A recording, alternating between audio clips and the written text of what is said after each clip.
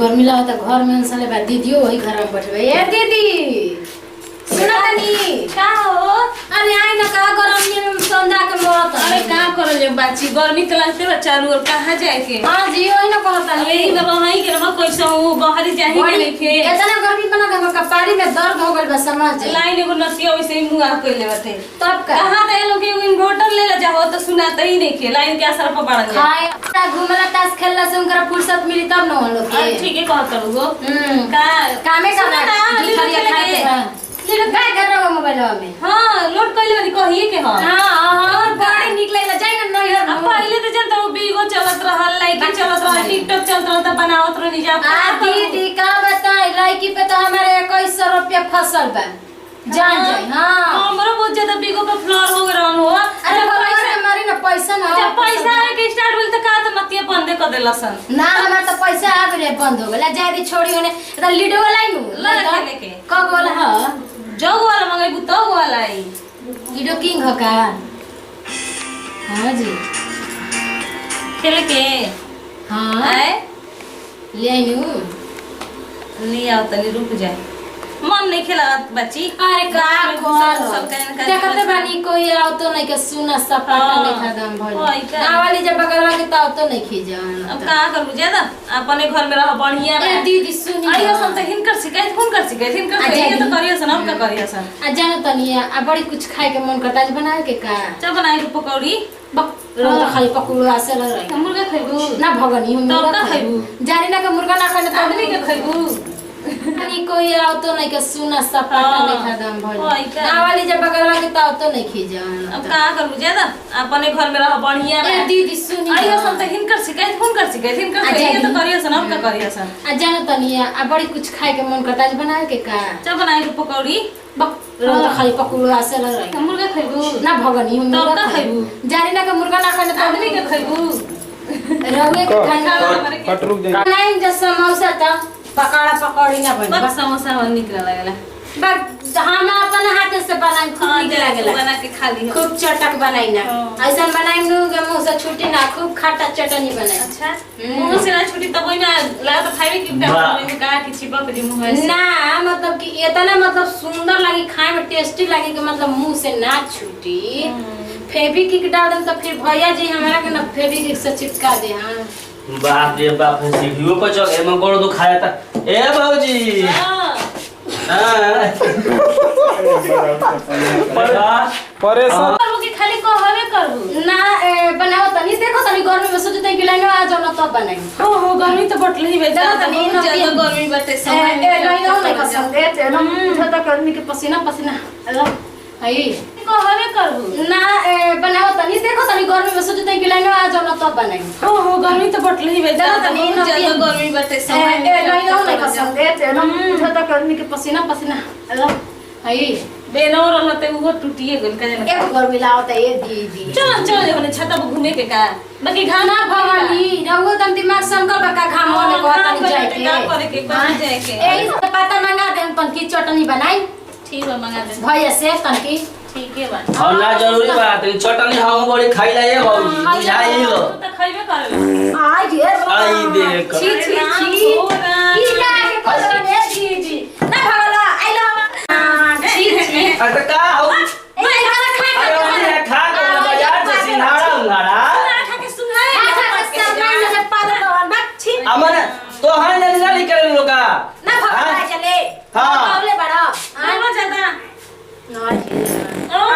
अरे लतले मार लो करके मारो छी हां ना तले ना भगला अरे जाके होगा ना हो मैं खाना नहीं खे का बाल लो के अरे भगाई है दीदी आ ये अरे लतले मारी ना होने ना भगवाई चले हो अरे खुश होता मुंह में मार सर हमले बनकर का भगल खा के लेवन की का है अरे राम सुधार में किना को सुधार हो तो हम का करते हो हजमोला लेके खाए के जाके हां हां बोला किया नहीं और दूर काम की पादा से ए भौजी ना भगला अरे छोटकी ए छटकी एला पाद के छटकी को आता नहीं खाना ले तो नहीं बड़ी जोर से भूख हां तबे नु खा के औरे जी के पाद पाद के अरे तनी ले आवा ना भूख लागल बा जोर से तो आलू ढेकीली से झारे ले वाला और ये कोच के हो त पेट ना भरल का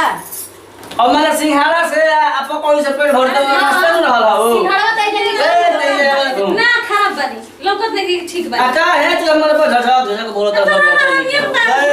हम ओय हो दादा अरे का करो बेचारी फैले बका होई जा अरे तनी यो भी त मिजाज तनी हरु को भइल बा तहां गैस बना ये का कर रहा हो अरे मत कह तार पर बैठ के सुंगा तन भागे जले तार खा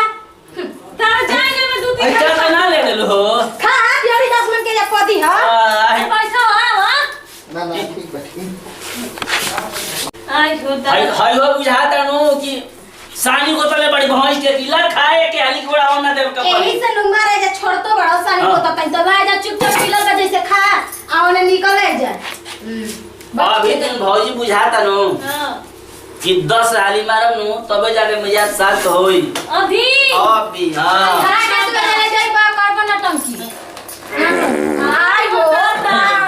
ए दीदी हम का देंगे ना ए दीदी हम का तम छी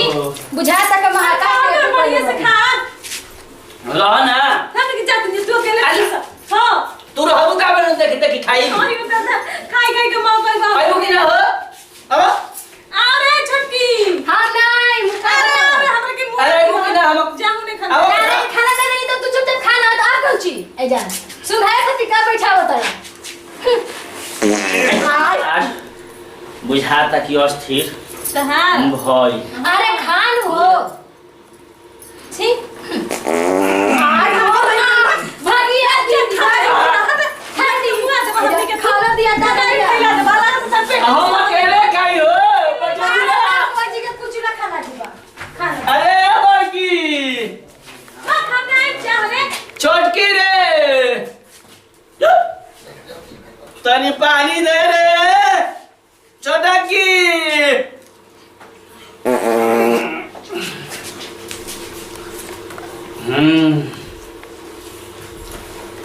अब ये तो पूरा क्लियर हो गई तनी दे डाल रे बाकी अरे चुपचाप ये बुझाता कि मिजाज अभी अस्थिर भइल एक टेस्टिंग सही नहीं की तनी हई छिखी तो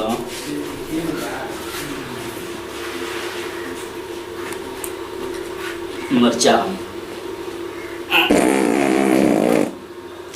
देखो तो सरजी स्टाइल बा ठीक भइल बाबा कि मिजाजो तो बन गइल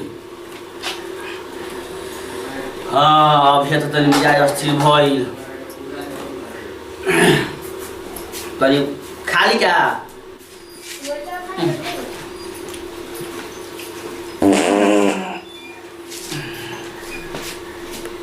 एको ठीक है लेकिन अब ना अब बुझाता कि पॉइंटे में हो जाए हमारा लागल बा मैदान बाप रे बाप